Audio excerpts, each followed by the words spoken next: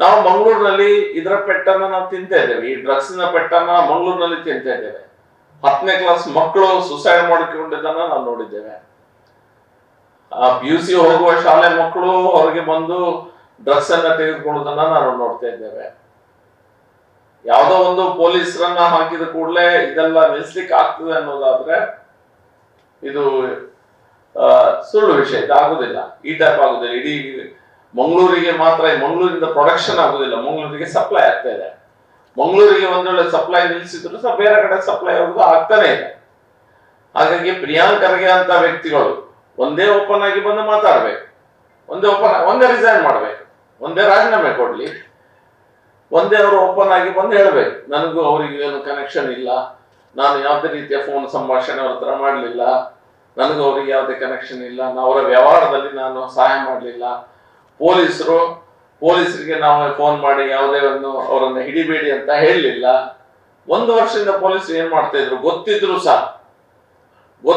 ಸಹ ಇದು ಕಂಪ್ಲೇಂಟ್ ಹಿಂದೆನೇ ಆಗಿತ್ತು, ಈ ವಿಷಯ ಹಿಂದೆನೆ ಬಂದಿತ್ತು, ತುಂಬಾ ಚರ್ಚೆಯಲ್ಲಿ ಇದ್ದಂತ ವಿಷಯ. ಆ ಭಾಗದ ಜನರ ಹತ್ರ ಕೇಳಿದ್ರೆ ಹೇಳ್ತಾರೆ. ಪ್ರಿಯಾಂಕ್ ಖರ್ಗೆ ಅವರ ಡಿಪಾರ್ಟ್ಮೆಂಟ್ ನಲ್ಲಿ ಆಗುತ್ತಿರುವಂತ ಭ್ರಷ್ಟಾಚಾರದ ಬಗ್ಗೆ ಇವತ್ತು ನಾನು ಹೇಳಲಿಕ್ಕೆ ಹೋಗುದಿಲ್ಲ, ತುಂಬಾ ಇದೆ.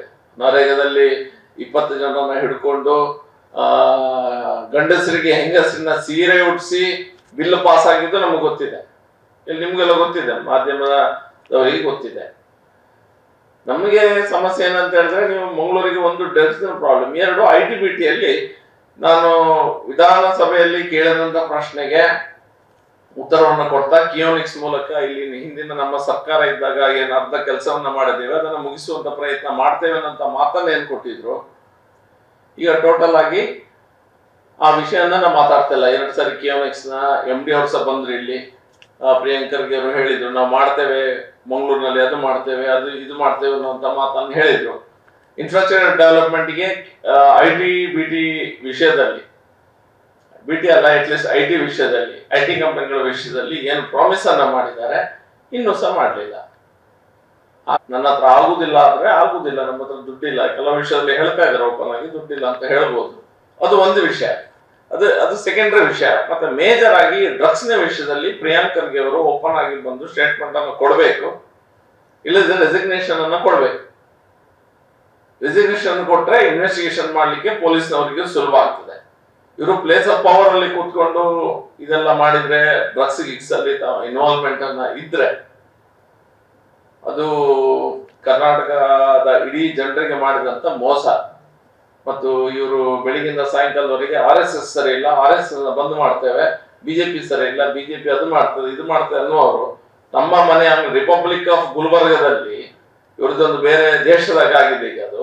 ರಿಪಬ್ಲಿಕ್ ಗುಲ್ಬರ್ಗದಲ್ಲಿ ಇವರು ಡ್ರಗ್ಸ್ ಗಿಕ್ಸ್ ಎಲ್ಲದೂ ಮಾಡ್ತಾನೆ ಇರ್ತಾರೆ. ನಮಗೆಲ್ಲ ಬಂದು ಹಿತವಚನವನ್ನ ಸ್ವಾಮೀಜಿ ಆಗಿ ಮಾತಾಡುವಂತ ಪ್ರಯತ್ನ ಈ ವ್ಯಕ್ತಿ ಮಾಡ್ತಾ ಇದ್ದಾರೆ. ಡ್ರಗ್ಸಿನ ಹಾವಳಿ ಬಗ್ಗೆ ಎಷ್ಟು ನಾವು ಸಾರ್ವಜನಿಕರು ಸಹ ಇದನ್ನು ಗಂಭೀರವಾಗಿ ತೆಗೆದುಕೊಂಡಿದ್ದಾರೆ.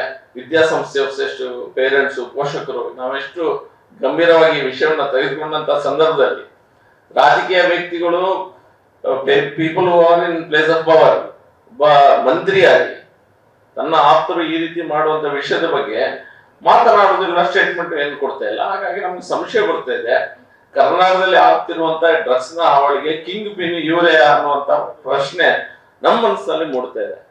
ಹಾಗೆ ಇದಕ್ಕೆ ಅವರು ಉತ್ತರವನ್ನು ಕೊಡಬೇಕು, ಇಲ್ಲದ್ರೆ ರಿಸೈನ್ ಮಾಡಿ, ಇನ್ವೆಸ್ಟಿಗೇಷನ್ ಆಗುವ ತನಕ ರಿಸೈನ್ ಮಾಡಿ ಮನೆಯಲ್ಲಿ ಕೂತ್ಕೊಳ್ಳೋದು ಒಳ್ಳೇದು. ಇನ್ವೆಸ್ಟಿಗೇಷನ್ ಅಲ್ಲಿ ಅವರು ನಿರಪರಾಧಿ ಅಂತ ಬಂದ್ರೆ ಆಮೇಲೆ ಪುನಃ ಬೇಕಾದ್ರೆ ಪ್ರಮಾಣ ವಚನ ಮಾಡಬಹುದು ಅನ್ನೋದು ನಿಮ್ಮ ಮೂಲಕ ಪಬ್ಲಿಕ್ ಪ್ರಿಯಾಂಕ್ ಖರ್ಗೆ ಅವರಿಗೆ ಮೆಸೇಜ್ ಅನ್ನು ಕೊಡ್ಲಿಕ್ಕೆ ನಾವು ಇಚ್ಛಿಸ್ತೇವೆ. ನಮ್ಮ ಕಾರ್ಯಕ್ರಮಗಳನ್ನ ನೀವು ನೋಡ್ತಾ ಇದ್ರೆ ನಮ್ಮ ಚಾನೆಲ್ ಅನ್ನ ಸಬ್ಸ್ಕ್ರೈಬ್ ಮಾಡಿ, ಪಕ್ಕದ ಬೆಲ್ ಐಕಾನ್ ಒತ್ತಿ ನಮ್ಮನ್ನ ಬೆಂಬಲಿಸಿ. ಹಾಗೆ ನಮ್ಮ ಕಾರ್ಯಕ್ರಮಗಳನ್ನ ಲೈಕ್ ಮಾಡಿ, ಕಮೆಂಟ್ ಮಾಡಿ, ಅದನ್ನ ಬೇರೆಯವರಿಗೂ ವಾಟ್ಸ್ಆಪ್ ಮೂಲಕ ಶೇರ್ ಮಾಡಿ. ನೀವು ಹೀಗೆ ಮಾಡಿದಾಗ ನಮ್ಮ ಚಾನೆಲ್ ಮತ್ತಷ್ಟು ಜನರಿಗೆ ತಲುಪಲು ನೀವು ನಮ್ಮೊಂದಿಗೆ ಸಹಕರಿಸಿದ ಹಾಗಾಗುತ್ತೆ. ಇದು ನೀವು ಯಾವುದೇ ಖರ್ಚಿಲ್ಲದೆ ಕೆಲವೇ ಸೆಕೆಂಡುಗಳಲ್ಲಿ ನೀಡಬಹುದಾದ ಸಹಕಾರ. ಧನ್ಯವಾದಗಳು.